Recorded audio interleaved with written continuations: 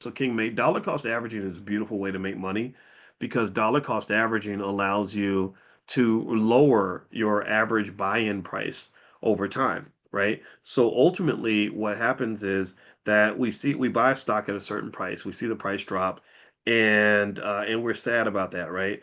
But dollar cost averaging means you're not just buying when times are good, you're buying even deeper when times are bad. So if you commit yourself, like I'm going to invest $100 a week in this stock or $100 a month in this stock, and I'm going to do it consistently, then if you're consistent and the stock is going down, that means that when the price is down, you can buy more shares than you could when the price is up. So remember that an up market is not always good, or a down market. It's really a matter of perspective. So an up market is good for the stocks you already own. Okay. But a down market is good for the stocks that you don't own yet. So if you're really looking to kind of play this whole buy the dip game and make the market work, then maybe when the market is higher, you should be more of a seller, not selling your stock. Maybe you're selling options or something like that, or maybe sometimes you would sell some stock. When the market is down, you want to go shopping, and that's no different from if I go to the grocery store. If everything is really expensive, I don't want to be the buyer in the grocery store. I want to run the grocery store. I'd rather be the owner of the grocery store. When everything is cheap in the grocery store, I don't want to be the person running the store. They're suffering. I want to be the shopper in the store. So that might be a way to a game you can play with yourself to keep yourself from getting overly stimulated in a negative way by what the market is doing.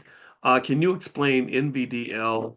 Yeah, NVDL is also, Natasha, that's another leverage ETF in NVIDIA. There are lots of, for stocks that are not so exciting or don't have as much volatility as people want. It's like, it's like spicing up food. It's like somebody saying this chicken's a little dry, let me put some seasoning on it. And so some of the stocks don't have the volatility that just whets people's appetite.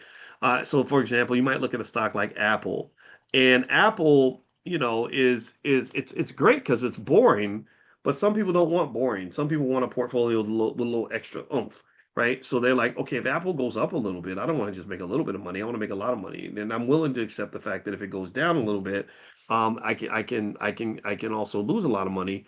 But that's what happens. So many individual stocks have leveraged ETFs out there on them. So if you look, for example, for leverage ETFs on Apple, I'm willing to bet you that there's some stocks out there that have a a relationship with Apple where they go higher or lower than the actual stock price. And they also have what they call inverse ETFs that will go in the opposite direction of the stock, which allows you to short the stock without shorting the stock. So instead of shorting, which shorting means you sell it first and you buy it back later, instead of shorting, what you're actually doing is you're just buying this asset that has what is called a negative correlation with the actual stock.